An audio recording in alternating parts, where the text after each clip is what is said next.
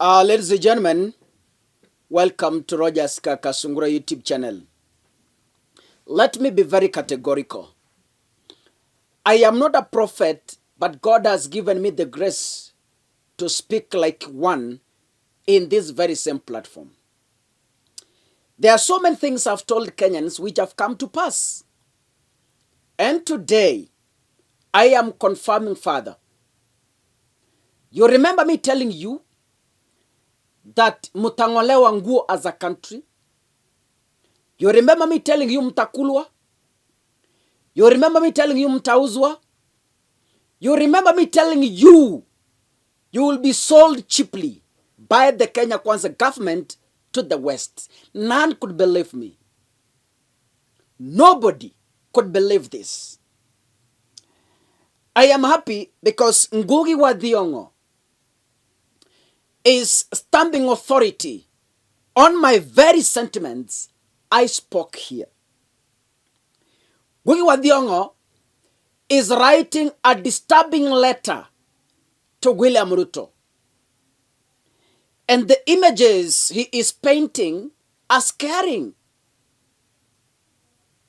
They are scaring to me. And if they can't scare you, then I don't know the inheritance you want to leave for your generations. I have severally told the young generation to stand up for this, because our grandchildren will curse us very badly, because we allowed this to happen when we had the power to stop it. A powerful country is built by its youth. But Kenya, we've decided if Raila doesn't speak, we so keep quiet. Let me read for you Ngugi wa Thiong'o's letter to William Ruto. An open letter to William Ruto by Ngugi wa Thiong'o. Dear William Ruto, the images of your recent state visit to the USA were very disturbing to me and to every patriotic Kenyan, including me, Kakasungura. I saw you seated on a chair, grinning or grinding, while Biden stood behind you, his face beaming with satisfaction. Why not? He had just announced that you had signed off our beloved Kenya to make it an non-member ally to NATO. In other words, you had agreed to become NATO's errand boy in America's struggle with Russia and China for access to resources of the continent. Ruto, do you know that NATO murdered Muammar Gaddafi so that Libya oil fields, which Gaddafi had nationalized, could revert to the West? Gaddafi was once the chairman of the African Union, of which Kenya was a founding member. But this other picture was no less disturbing. While you were inside the White House, Haitians were in the streets demonstrating, calling you a slave. Do you know the history of Haiti? Please, read The Black Jacobins, the book written by once a Jomo Kenyatta Pan-African ally, C.L.R. James. Haiti, now a black people's state, used to be a slave colony of France, but led by Toussaint Louverture. Haiti, the richest colony of its time, fought French slavery, and in 1804 it seized its independence. In USA, slavery was then in full bloom. America did not want its African slaves to emulate Haiti. And it has never forgiven Haiti for that.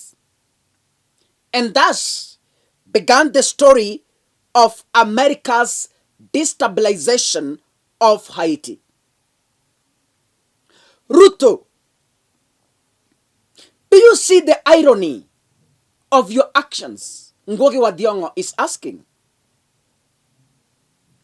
The USA was originally a settler colony taking over the land that belonged to Native Americans.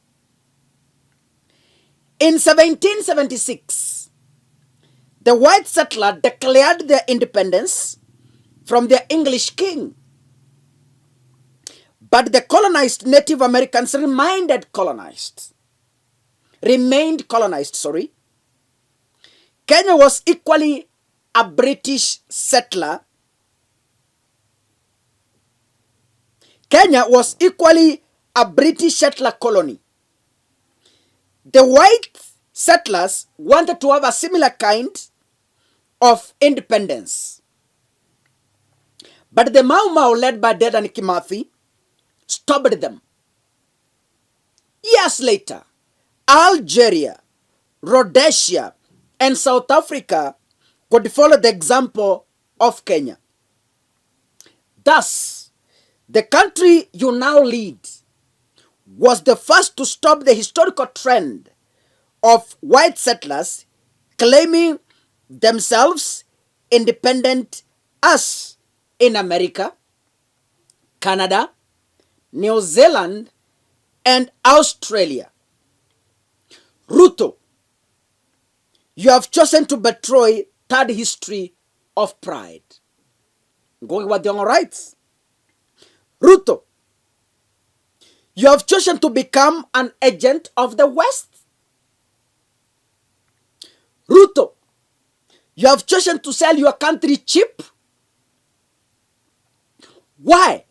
Oh, why? Ngugi wa Thiong'o is crying, just like Kakasungura has been crying. Atlanta, Georgia, May 28th, 2024.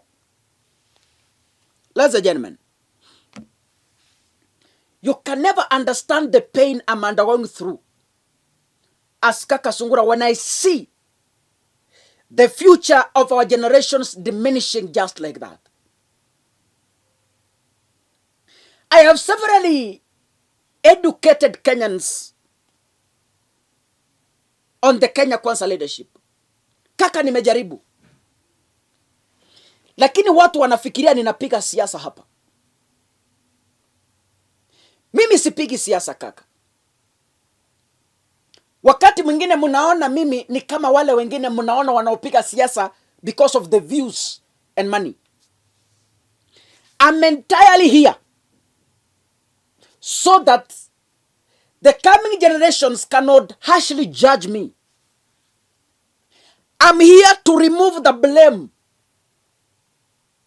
A time is coming when I will be 90 years old. When the generations will ask me questions, I will produce my evidence and say, I warned the generation of my time. See, these are the videos when I was young. I spoke truth. I spoke to power without fear of any contradiction. I am building a generation yet people cannot see.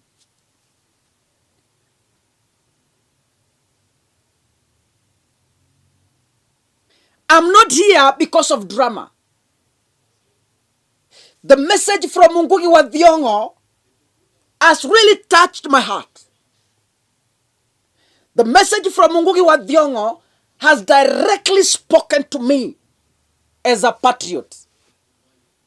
I don't know if any Kenyan of goodwill is seeing this. Wakenya sijui akili zenu ziko wapi. Munauzwa. You are being sold. You are being sold. You are being sold. Munauzwa. You are being sold. Kaka, I do not hate Ruto. I do not hate Rigiji. I just hate their actions. Kenya, we are headed to a very dangerous direction.